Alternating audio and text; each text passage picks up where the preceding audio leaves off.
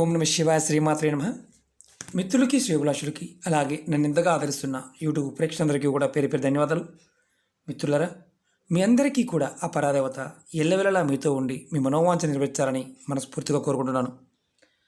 చాలామంది మిత్రులు మెయిల్స్లోను కామెంట్స్లోనూ గురువుగారు మేము అప్పులు పాలైపోతున్నాం, మాకు అనారోగ్య సమస్యలు వెంటాడుతున్నాయి, మాకు దుఃఖం కలుగుతుంది, ఆందోళన, అలాగే మాకు పేదరికం వెంటాడుతుంది, మేము భగవంతుని పూజిస్తున్నాము, గుడికి వెళ్తున్నాము, ఉపాయాలు చేస్తున్నాము, అయినప్పటికీ కూడా మాకు ఫలితం ఉండడం లేదు.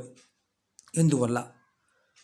చాలామందికి అంతకుముందు కూడా చెప్పాను, కొన్ని మన స్వాతప్పిదాలు ఉంటాయి. అంటే మనకి తెలిసి కానీ తెలియక కానీ కొన్ని తప్పులు చేస్తాం. ఆ తప్పులు ఏంటి అనేది ఈరోజు తెలుసుకుందాం. అలాగే ఆ సమస్య నుంచి బయటపడడానికి కూడా ఖర్చు లేని తేలికైన ఉపాయాలు తెలియజేస్తాను.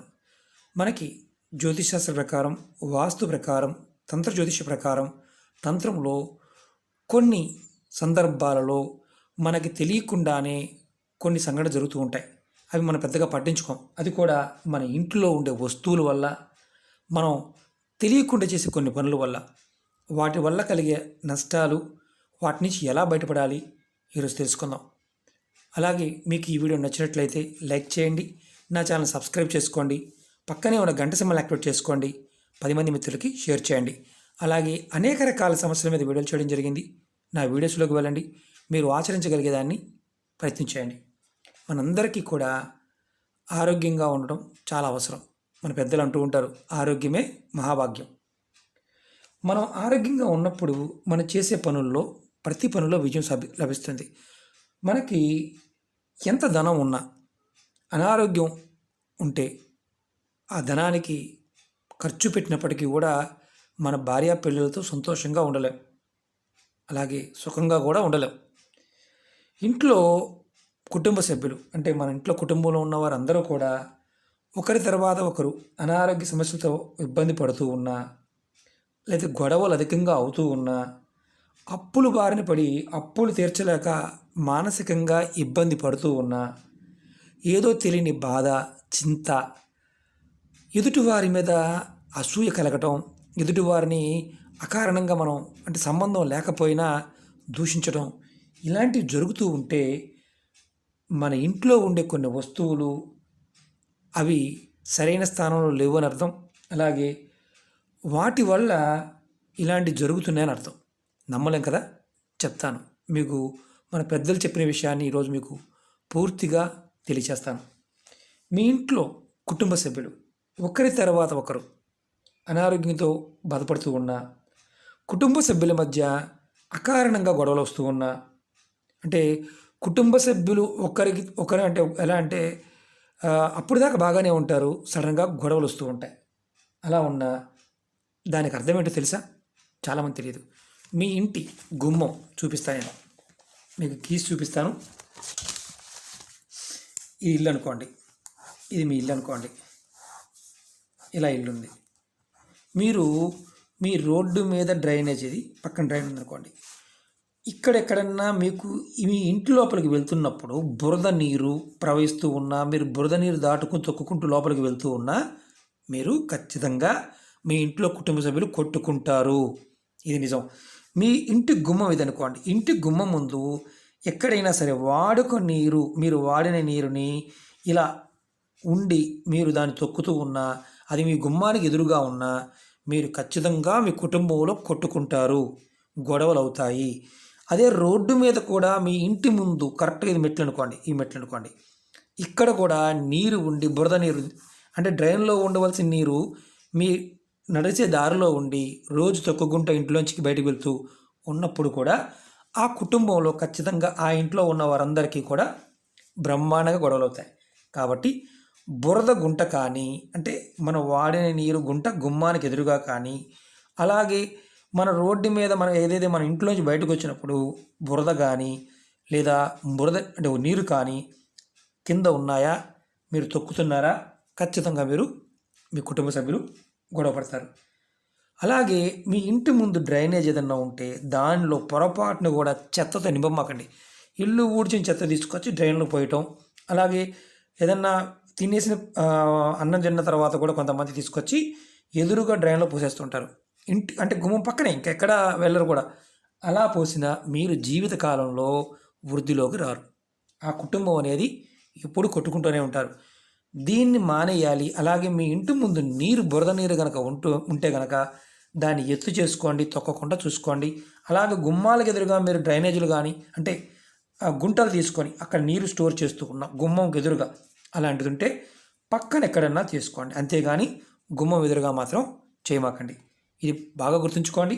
ఒకవేళ ఎవరికైనా సరే ఈ ఎక్స్పీరియన్స్ ఇలా ఉంటే కనుక కామెంట్ బాక్స్లో కామెంట్ చేయండి మాకు ఇలా ఉందని. ఎందుకంటే గుమ్మం ఎదురుగా కనుక ఇలా కరెక్ట్గా గుంటలు ఉండి దాంట్లో బురద నీరు ఉండి ఆ బురద నీరు మీరు ఇబ్బంది పడుతూ ఖచ్చితంగా కామెంట్ బాక్స్లో తెలియచేయండి. అలాగే మీరు ఎవరైనా సరే పడుకునేటప్పుడు మీ తల తూర్పు వైపు, ఇది తూర్పు అనుకోండి, ఇది పడమర, అలాగే తూర్పు వైపు తలకాయ పెట్టి నిద్రపోతుంది అనుకోండి మీకు, లేదా దక్షిణ వైపు, ఇది దక్షిణం అనుకోండి.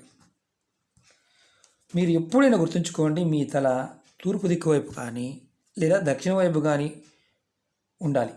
పొరపాటున ఉత్తరం వైపు కానీ పడమర వైపు కానీ పెట్టుకోవద్దు. ఎందుకంటే తూర్పు వైపు పెట్టుకుని పడుకోవడం వల్ల, దక్షిణ వైపు పెట్టి పడుకోవడం వల్ల మీకు ఆయుష్ పెరుగుతుంది, అలాగే ఆరోగ్యం బాగుంటుంది.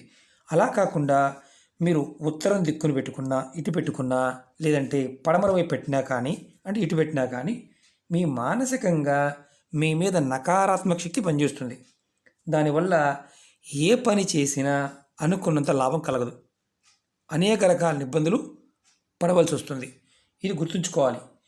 అలాగే తూర్పు లేదా దక్షిణం ఈ రెండు దిక్కుల్లో తలపెట్టుకోవడం వల్ల ధనలాభం కలుగుతుంది, ఆరోగ్యంగా ఉంటారు.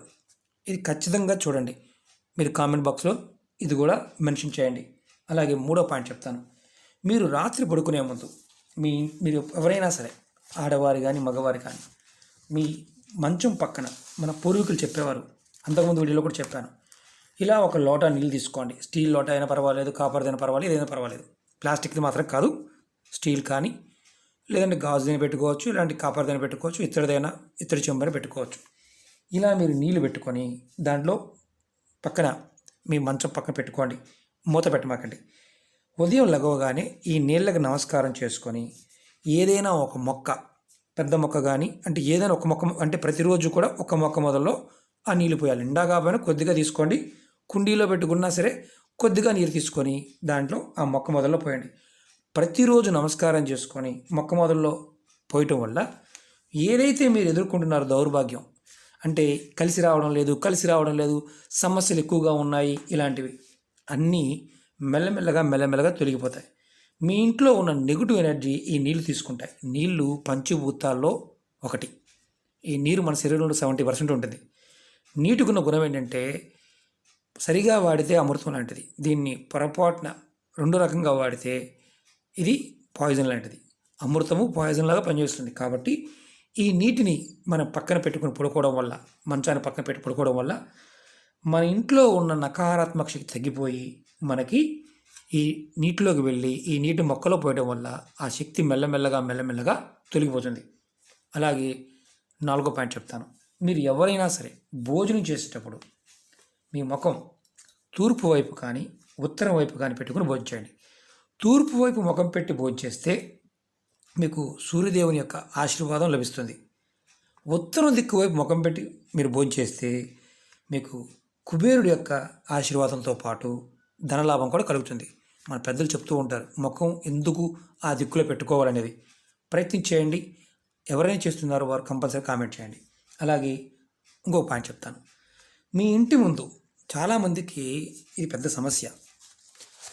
ఈ ఇల్లు అనుకోండి, ఇంటి ముందు ఏదైనా ఇలా గుమ్మానికి ఎదురుగా కరెంటు పోల్ ఉందనుకోండి, ఎదురుగా కరెంటు పోల్ కానీ ఏదైనా పెద్ద మొక్క కానీ మీ ఇంటి గుమ్మానికి ఎదురుగా ఉంటే మీకు చాలా ఇబ్బందులు వస్తాయి. అలాంటప్పుడు కరెంటు పోల్ ఉన్నా ఏది ఉన్నా దాని నుంచి బయటపడడానికి ఇలా ఉండటం వల్ల ఏమవుతుందంటే నకారాత్మక శక్తి మన ఇంట్లో ప్రవేశిస్తుంది అధికంగా. అంటే మామూలుగా ఉన్నదానికంటే ఎక్కువ వస్తుంది. దీని నుండి బయటపడడానికి మీ ఇంటి ముఖద్వారం పైన ఇదిగోండి స్వస్తిక్, ఇలాంటి స్వస్తిక్ అంటే కంపల్సరిగా ఎటు చూసినా 9 అంగుళాలు ఉండాలి. అందుకే టేప్ కూడా చూపిస్తున్నాను. ఇదిగోండి 9 అంగుళాలు అంటే ఇంత ఉండాలి.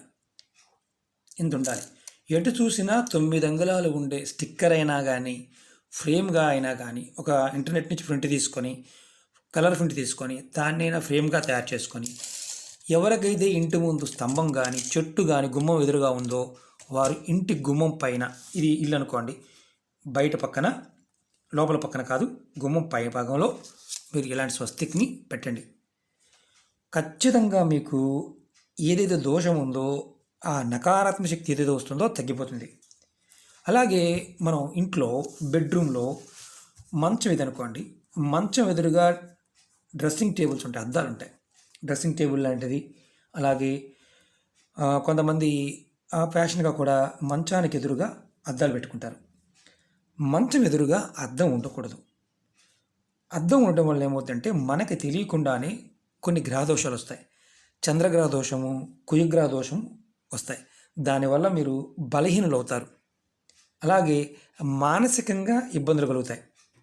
అలాగే మీకు ఇబ్బందులు పట్టమే కాదు, అప్పులు కూడా ఎక్కువగా చేయడానికి అవకాశం ఉంటుంది. అందుకనే మంచం ఎదురుగా అద్దం ఉండకూడదు అంటారు.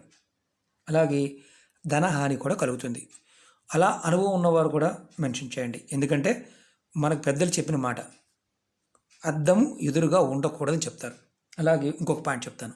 మీ ఇంట్లో మధ్య భాగంలో, అంటే ఇది ఇల్లు అనుకోండి, ఉదాహరణకి ఇది ఇల్లు అనుకోండి, ఇది మధ్య భాగం, ఇది ఇంటికి మధ్య భాగం. ఈ మధ్య భాగంలో మనం ఏమంటామంటే బ్రహ్మస్థానం అంటాం. అంటే ఇంటి మధ్య భాగంలో ఎప్పుడూ కూడా వాస్తుశాస్త్ర ప్రకారం బరువైన వస్తువులు పెట్టకూడదు. అంటే ఇక్కడ ఏదన్నా మధ్యలో డైనింగ్ టేబుల్స్ కానీ లేకపోతే సోఫా సెట్స్ కానీ ఇలాంటివి మధ్య భాగంలో పెట్టకూడదు. బరువైన ఫర్నిచర్స్ పెట్టకూడదు. బ్రహ్మస్థానంలో పెట్టడం వల్ల ఏమవుతుందంటే కుటుంబ సభ్యుల మధ్య అధికంగా గొడవలు అవుతాయి. అలాగే కుటుంబంలో ఎవరికైనా సరే అనారోగ్య సమస్యలు కంటిన్యూగా వెంటాడతాయి. మన వాస్తుశాస్త్ర ప్రకారం మీకు ఎవరికైనా సరే ఇలాంటి అనుమానం ఉన్నప్పుడు మీ దగ్గరలో ఉన్న వాస్తు పండితుడిని కన్సల్ట్ చేయండి. కన్సల్ట్ చేసి ఒకసారి ఇల్లు చెక్ చేయించుకోండి. ఇబ్బందులు పడుతున్నాము, ఎన్ని చేసినా అవడం లేదు అనేవారు ఇలాంటి చిన్న చిన్న మిస్టేక్స్ ఏమన్నా జరుగుతున్నాయేమో ఒకసారి చెక్ చేసుకోండి.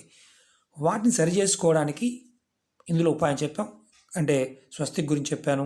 అలాగే బురద గుంట బాంటవిలో ఆ బురద మీరు తొక్కకుండా ఉండడానికి కాస్త ఎత్తుగా వేసుకోండి. ఒకవేళ ఎదురుగా ఉంటే తీసేయండి.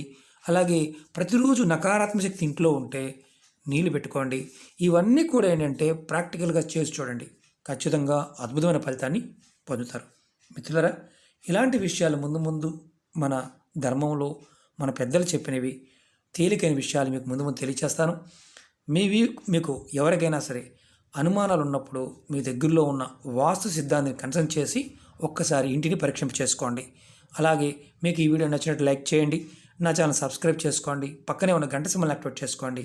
10 మంది మిత్రులకు షేర్ చేయండి. ఓం నమః శివాయ. శ్రీమాత్రే నమః.